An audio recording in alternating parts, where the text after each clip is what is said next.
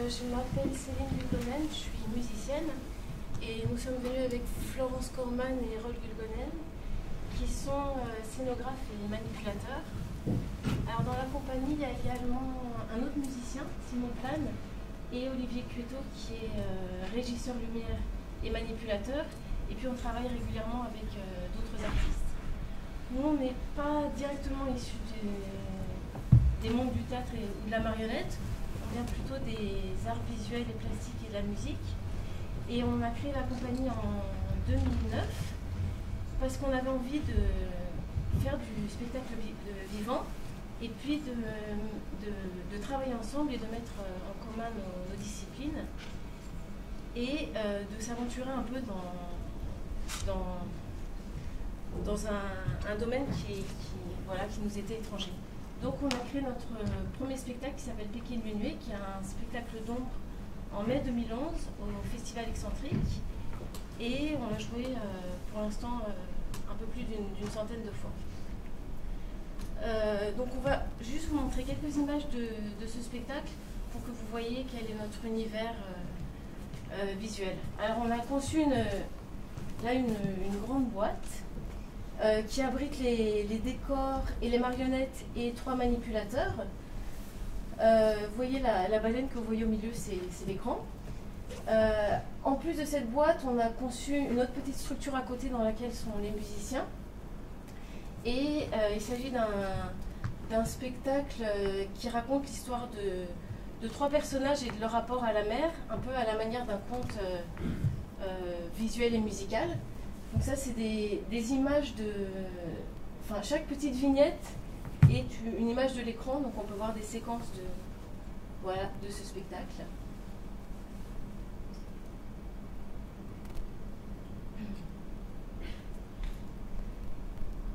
Et en fait, à l'issue de la représentation, on soulève les rideaux de la structure et le public est invité à venir voir comment on a conçu le spectacle, comment est-ce que se fabrique un théâtre d'ombre.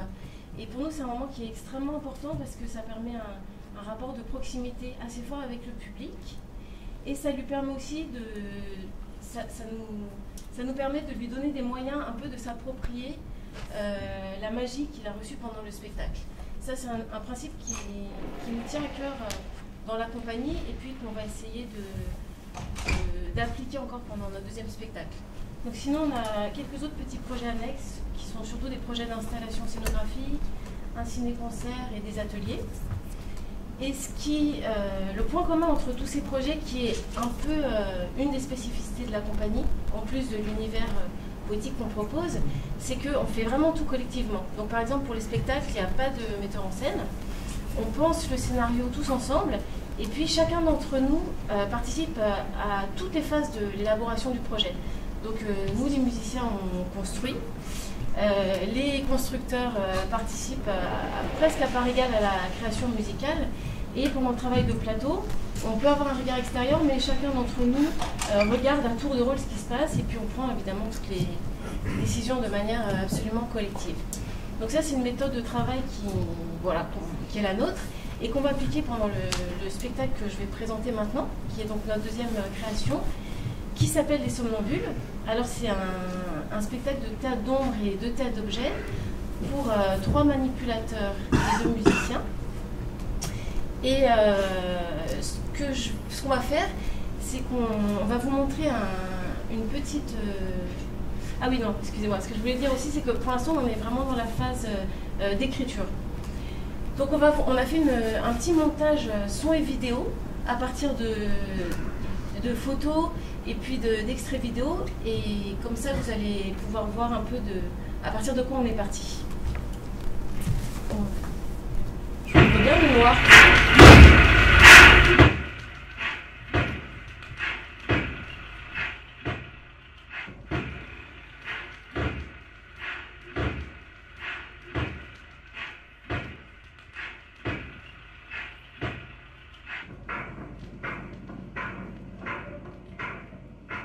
Il y a, mesdames et messieurs, dans le spectacle, une construction qui lentement sort de terre et lentement s'édifie. Il y a une poésie qui n'est pas sans grandeur. La visite d'un chantier est une chose très intéressante et aussi très belle. Et je crois que les ouvriers inconsciemment s'en rendent compte. Ceux que nous avons pu interroger au hasard de notre visite nous ont confirmé dans cette impression. Ils nous ont dit qu'ils aimaient ces grands travaux, ces travaux gigantesques que partout maintenant la civilisation permet de faire, ces grands travaux qui bouleversent le sol, transforment les paysages et permettent d'ériger de très grandes constructions majestueuses à l'endroit où, hier encore, se dressaient des taudis infâmes où grouillait une population laborieuse et pauvre.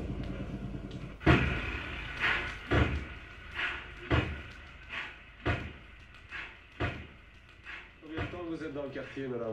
Oh, 40 ans, hein, monsieur. 40 ici, ans? 40 ans, ici. Où ça, ici? Eh bien, là au 74 et là au 85, et de là, ici. Ici en face? Oui, c'est tout ce que j'ai fait. 3.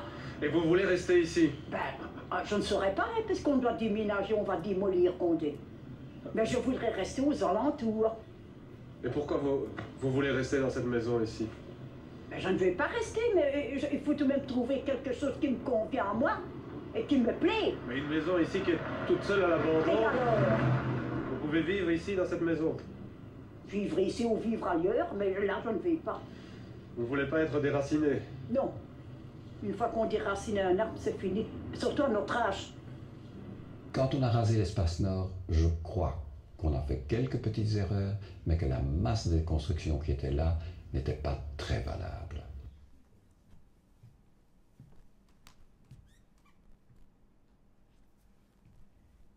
Voilà. Alors, ce qui nous a intéressé, qui constitue un peu le point de départ du projet, c'est les évolutions urbaines contemporaines et les conséquences que ce type d'évolution urbaine peut avoir sur les habitants, sur la vie des habitants et sur les rapports sociaux. Alors, c'est un sujet qui est extrêmement vaste, évidemment, mais il y a certaines petites caractéristiques que je vais essayer d'évoquer vraiment rapidement, auxquelles on est particulièrement sensible et qu'on va essayer de montrer dans le spectacle et encore une fois qui en constitue le point de départ. Alors d'abord, il y a le fait que on se trouve devant une espèce d'uniformité mondiale des nouveaux quartiers et des évolutions urbaines qui fait que par exemple on retrouve les mêmes tours à Paris La Défense, à Tokyo, à Dubaï, à Johannesburg, enfin voilà, dans la plupart de ces grandes villes, ce qui implique en fait que ces nouveaux quartiers soient complètement décontextualisés par rapport à l'endroit où ils s'érigent, et donc ça crée des quartiers qui sont presque qui nient en fait l'histoire des habitants qui préexistaient à ces quartiers. En général, ils sont construits par intermédiaire de plans d'aménagement extrêmement vastes, donc à l'échelle de quartiers entiers, et puis quelquefois à terme presque de villes qui en sont transformées. Et ceci se fait très souvent au détriment des habitants, ou au moins sans que les habitants aient leur mot à dire. Donc on a un bel exemple avec cette femme qui parle, qui vient donc du quartier de Bruxelles Midi. Dans ces grands plans d'aménagement urbain, certains types d'équipements, de logements et de bâtiments sont privilégiés, qui correspondent à la politique en cours. Donc on peut voir qu'il y a souvent des grands centres d'affaires et des centres financiers. Il y a énormément de bureaux. Par exemple, dans le cas de Bruxelles Midi, c'est extrêmement intéressant. C'est un quartier qui était très populaire.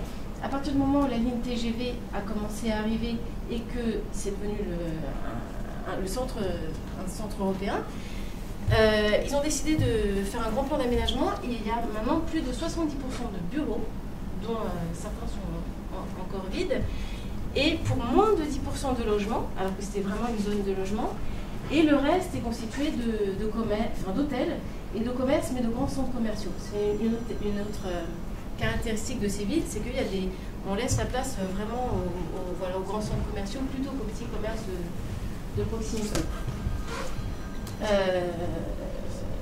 Et tous ces bâtiments sont en général érigés selon le principe du zonage qu'avait conçu Le Corbusier, qui fait qu'il y a une partie qui est plus dédiée aux affaires, une partie plus au logement, une partie au commerce. et une autre partie plus au loisir. Donc ça, bon, c'était évidemment très rapide, mais c'est des caractéristiques auxquelles on est vraiment sensible, qu'on va montrer dans le spectacle. Mais bon, comme c'est un spectacle et que ça permet de rêver, disons, d'actualiser des rêves un peu plus facilement que dans la vie, le reste du spectacle va être consacré à une histoire dans laquelle les habitants vont essayer de se réapproprier leur ville, de la rêver et de construire une ville utopique, mais d'une utopie qui vient d'eux-mêmes et non pas d'une utopie qui est imposée de l'extérieur. Donc ce qu'on a fait, c'est qu'on n'est pas parti d'un texte, on a pensé tous ensemble le scénario et on est encore en train de le terminer. Donc on va vous montrer certains dessins qui ont servi de point de départ pour faire le synopsis. Alors ce qui va se passer, c'est que sur le plateau, il y aura une grande maquette qui va servir de support à des projections d'ombre. Les manipulateurs seront en dessous de la maquette, on y reviendra. Et puis à côté, il y aura deux musiciens un peu comme dans le premier spectacle. Donc là, on voit une vieille ville. En fait, l'histoire suit un personnage principal qui évolue dans cette ville, voilà, qui va se transformer au fur et à mesure. Donc au centre de la ville, au début, il y a un chantier de tours qu'on peut voir ici. Et puis, il y a une espèce de... Ce chantier de tours préfigure la transformation complète de la ville. Donc il y a une petite émeute populaire qui se fait pour détruire cette tour, voilà, par des habitants qui ne veulent pas que leur ville soit transformée. Ensuite, donc cette émeute est réprimée, cette révolte populaire est réprimée. Dans un second temps, il y a des urbanistes qui vont arriver, qui vont complètement transformer la ville. Donc ça, c'est le deuxième dessin qu'on a fait. Les personnages que vous voyez sont les manipulateurs qui vont, dans cette partie, manipuler la maquette à vue. Donc voilà, ils construisent des grands axes de circulation, ils transforment tout, il y a des tours qui s'érigent. Ça, c'est la ville nouvelle en tant que telle, qui est donc un espèce de prototype de ville dans laquelle on a intégré toutes les caractéristiques dont j'ai parlé avant. Donc on voit, il y a des grands axes de circulation qui en font une ville tout à fait symétrique, avec le principe du zonage. Comme on a dit, il y a des bidonvilles qui sont construits petit à petit, dans lesquels vivent les personnes qui ont été expulsées, expropriées de cette ville, ce qui arrive très souvent dans certaines villes dans ce genre de cas. Et puis, petit à petit, à partir de ces bidonvilles, en fait, le personnage principal va commencer à déclencher des rêves chez d'autres habitants qui vont donc rêver. Les rêves vont apparaître par des projections d'ombre sur les immeubles. Et voilà, la ville va petit à petit se transformer. Donc il y a des points névralgiques qui vont être d'abord transformés, comme tout ce qui régit le temps. Et en fait, la manière de vivre que commandait cette ville moderne, enfin c'est l'autre ville. Et voilà, petit à petit, ça va devenir une ville utopique. Il n'y a pas de parole, comme dans notre premier spectacle. La fonction narrative est assurée à la fois par les images et beaucoup par la musique. Donc la musique, en fait, on va faire... il y a d'une part des compositions musicales et une grande part d'improvisation. Les instruments qu'on a, on joue tous plusieurs instruments, donc... il y a clarinette basse, tuba, trompette, contrebasse et clavier. Et puis il y aura des grandes parties de bruitage. Et là on va plutôt aller du côté de la lutherie urbaine. Et on va essayer vraiment de faire des recherches sonores assez poussées sur tous les bruits de chantier, de construction et de déconstruction. Du point de vue de la scénographie, je vais laisser la parole à Erol parce que c'est mieux en parler que moi. Alors pour la scénographie, donc pour l'instant on a fait donc ces dessins qui sont vraiment, c'est vraiment la base du travail en général, donc le storyboard, le dessin, et ensuite, donc là comme c'est un sujet assez complexe, on avait envie de comprendre comment on peut créer une ville, notre ville, celle qu'on vous propose, et voilà, du coup on a fait 2 résidences de recherche vraiment sur la formation de cette ville, donc à savoir une vieille ville au départ qui se transforme ensuite en ville nouvelle. Pour l'instant on en est là. On a fait deux sessions de résidence à la Villette, à l'espace périphérique, et on a étudié, voilà, en volume avec des cartons, donc c'est assez schématique, comment pouvait s'implanter cette ville. Donc on a fait une petite animatique qui montre l'évolution de cette ville, en sachant que les choses bougent encore. on en est au début.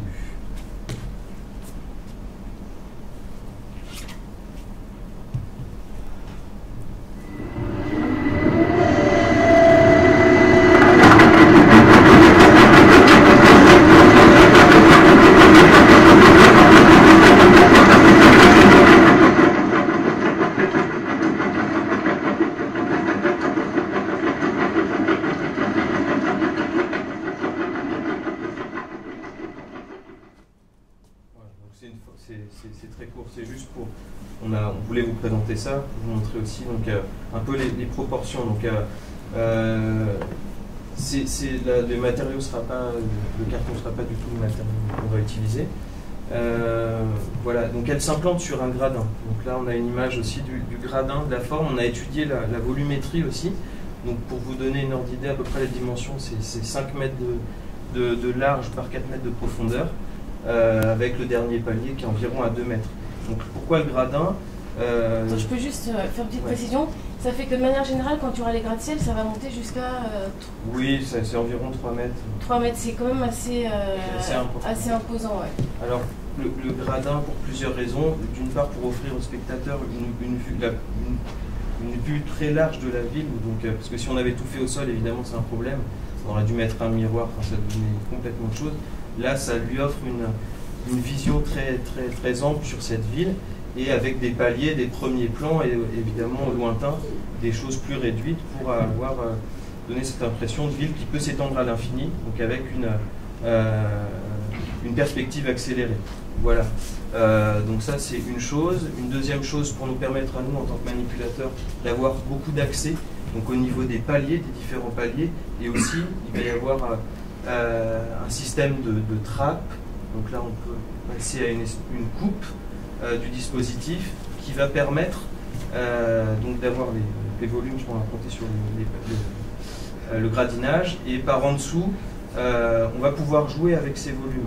Donc ça, c'est dans la première partie, dans la ville nouvelle, et surtout dans la ville rêvée, où en fait tous les immeubles que vous allez voir, là on a un petit prototype qu'on va vous montrer après, d'apparence sont blancs, figés, froids comme une maquette, donc c'est plus vraiment une ville en volumétrie, une ville maquette, mais par contre à l'intérieur peuvent être complètement équipés, donc avec de la mécanique, des façades aussi qui sont intégrées donc en noir, et quand on allume, elles apparaissent en ombre, donc ça donne, c'est ça qui va permettre que la ville soit incarnée, soit en tant que vieille ville, en tant que ville moderne, voilà, donc il y a un jeu de volumétrie, d'onde, de lumière, et de vie à l'intérieur, donc aussi avec des silhouettes, des personnages, des petites marionnettes qui seront soit à fil, soit avec des baguettes. Tout ça, on est en train de mettre ça en place, c'est un gros chantier. Voilà. Et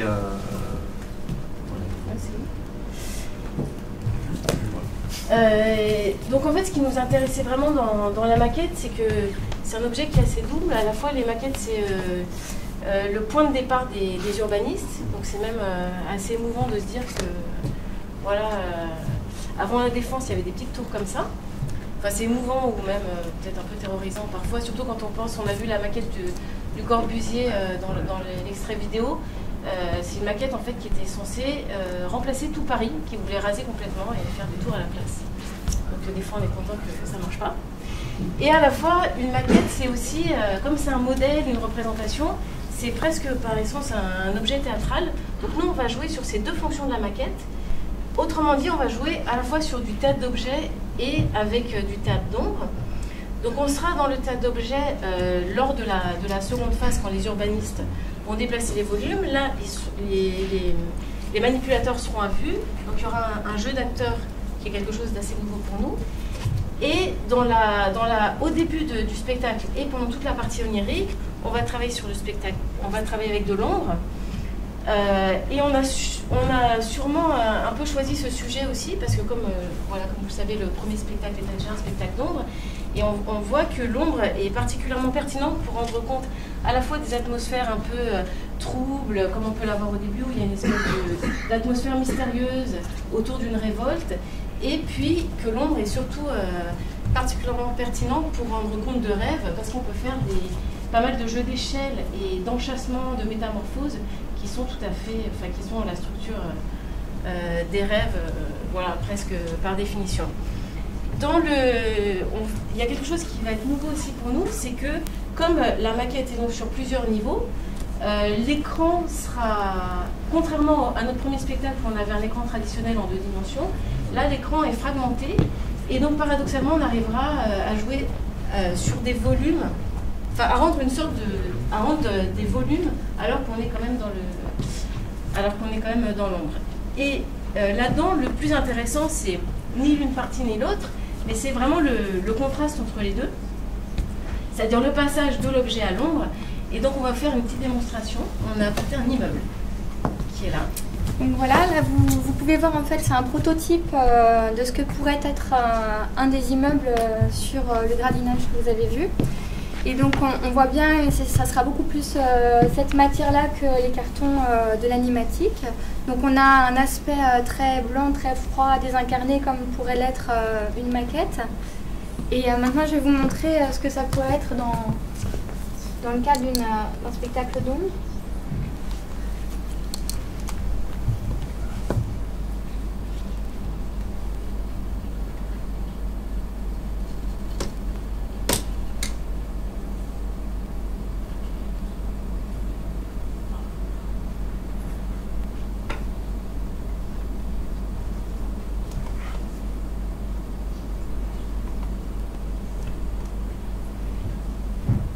Donc voilà, c'est très succinct au niveau de la manipulation,